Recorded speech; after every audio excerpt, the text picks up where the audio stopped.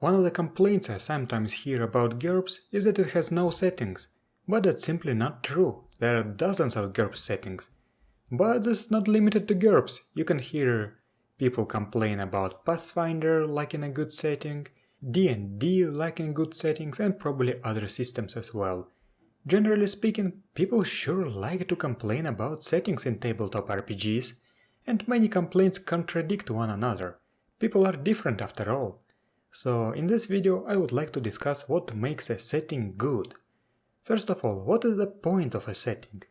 A setting gives your game context, making it much easier to invest into the world and the characters. I will quote Mylanka here yet again. I swear he is not paying me to promote his content. The point of writing up a setting is to help the players. It should invite collaboration, offer hooks that the players might find intriguing, answer questions that they might have about context, and generally inspire them, so that they can see the world and offer something they can use. I said you should be writing your game for your players, but you should also write it for yourself. I don't mean that you should write a setting that makes you happy, though I mean why wouldn't you? But that a good setting should inspire the GM. Great settings practically write your sessions for you. They constantly poised on the brink of adventure, full of ancient relics to be uncovered, points of interest to be explored, and amazing NPCs to meet, love, and kill. Ideally, when you're stuck for an idea, you should be able to page through your work and go, oh right, this. So now you will probably want to write up a huge setting document full of details, but you should know that not all context is good context. When you create a setting, look back to the quotes I used and think, does what I am writing help the players or the GM? If it does not, then why is it here? While these details can be interesting, they might not add anything to the game. If you overload your setting with unnecessary bloat, then it will be very difficult to approach from the perspective of the GM and the players. And I say that as a proponent of all things bloated. But do not simply remove the details that are not very necessary, just put them in some other document for later, in case they do become relevant someday. Just don't make them a required reading for the player or the GM. Speaking of required reading, I feel that many complaints about the settings stem from either people not paying too much attention, misunderstanding the amount of material you have to read, or the poor presentation by the GM. For example, let's use D&D's Forgotten Realms and Pathfinder's Golarion, settings that most of you probably know. Personally, I absolutely love both of them, but nowadays it's considered a hot take. People just love to hate them, sometimes for absolutely inane reasons. Sounds like GURPS, right? Anyway, both Forgotten Realms and Golarion are massive settings, with lots and lots of detail written for them. Does this make them bad? In my opinion, it does not, as long as you, as a GM, understand what material is required reading and manage to convey that to the players. For example, you want to run a game in the Horde lands. Tell your players to read pages 145 and 146 of Forgotten Realms campaign setting to get a sense of the region, and page 109 of Races of Faerun to see the description of the Tuigan ethnicity. The authors understood what context you need to run the game, so these 2 pages of text will contain everything you need, only the necessary information about the culture, life, and the current situation in the region, and enough hooks to interest the players and inspire the GM. For 95% of the games, that's enough. That's all the required reading, at least for the players. They do not need to know about the different faiths of Zakara, the kingdoms of the Utter East, and the trade routes of Icewind Dale. That would be unnecessary context. If for some reason you or the player think that it's not enough, only then you should open up the AD&D Hordelands supplements and Dragon Magazine articles. And it is all said in the introduction chapter of the book as well. You do not need everything. Just like with GURPS, you need to be able to zoom in on what you need and ignore the rest. Pathfinder makes things even shorter. The Inner Sea Primer condenses the region description to merely half a page. When I was writing up Caroline, my own kitchen sink fantasy setting, I was using the aforementioned books as examples. I intentionally limited myself. Each region should have a description that is only half a page long, but it should contain all necessary information for both players to build a character and get a general idea of the region, and for the GM to run the game there and get some inspiration or quest hooks. This led to descriptions being somewhat vague, and it's all up to the GM to fill in the details. In the introduction chapter I clearly defined what is required reading and what is not, both for the players and the GM, because nobody ever will read 400 pages of this. Even now, when I am running games, I copy the parts that I required reading from the documents and get maybe a page or two. That's all the players need. I am not expecting them to read all the documents from start to end. Now, even though I said that you have to provide useful context, it might be still unclear what it is, because all people are different. Yet again, I will have to plug another blog post by Mylanka. Who gives a shit? A meditation on setting design. In this post, he outlined 4 archetypes of players, the counterparts of Timmy, Johnny and Spike from Magic the Gathering. I'll give you a short overview of them all. Brent the Jock. Brent is only in your game because he's your bud, and he likes hanging out with you guys. But he'd honestly be as happy bowling or watching sports or playing video games. He's mostly here to be social. He has no interest in doing any homework. He doesn't really want to make a character or read through the rules. He mostly just wants to sit down and play. Anything more than that will make him moan about how RPGs are so much work. Brent demands to know why he should bother with setting at all. He represents anyone who has zero interest in reading massive tomes. He just wants to play.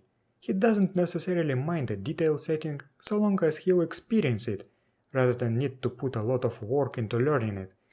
Brent is important, probably the most important of the 4. If we keep Brent in mind, we'll remember that all setting material has an investment cost.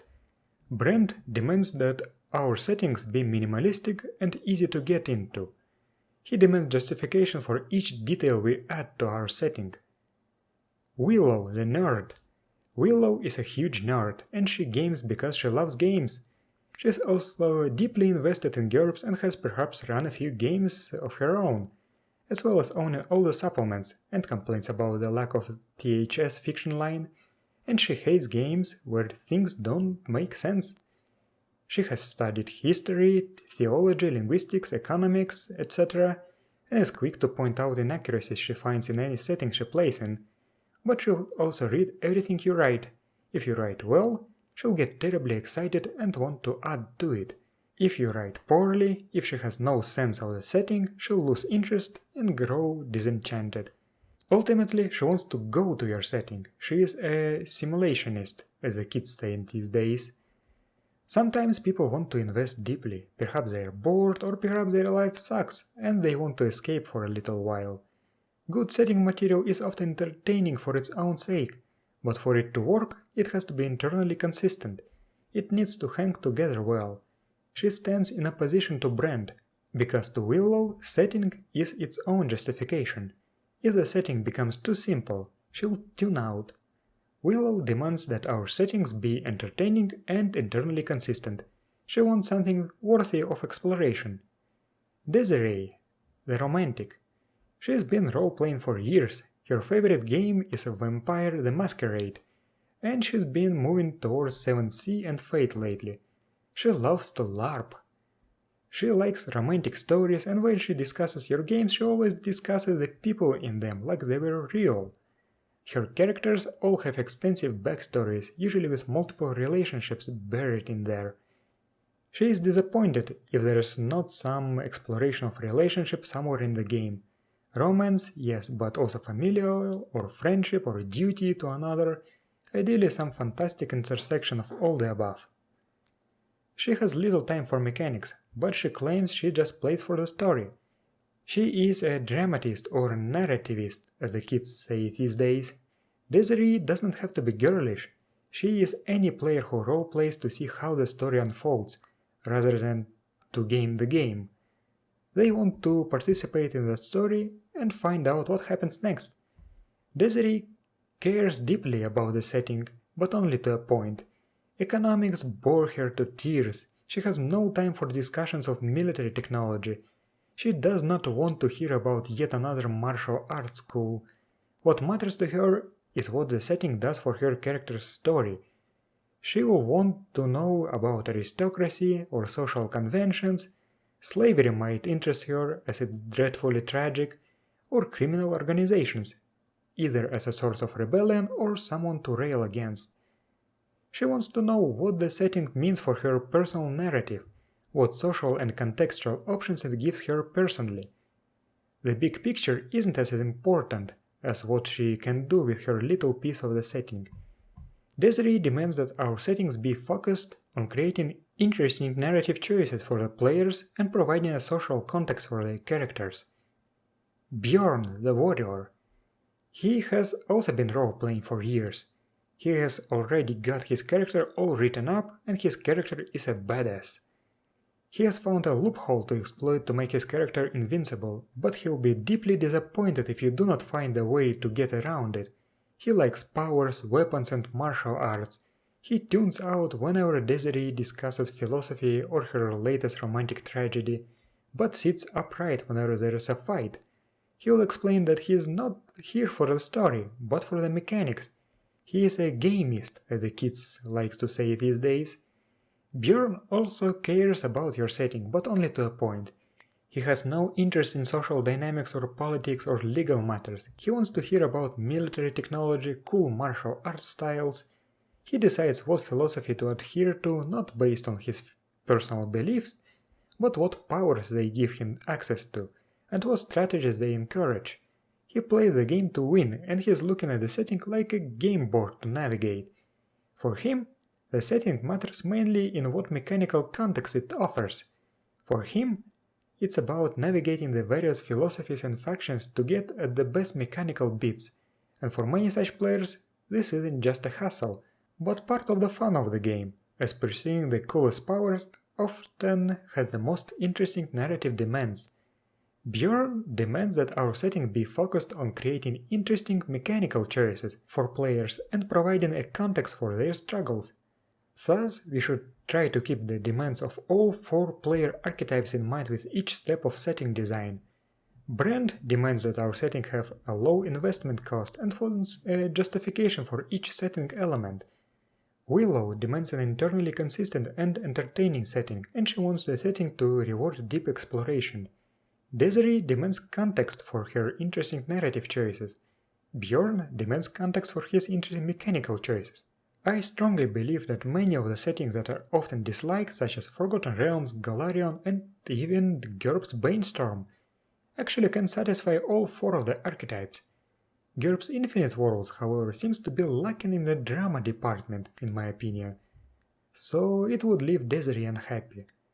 Anyway, I strongly recommend you to read the 2 Mylankas posts that I talked about here. The links are in the description.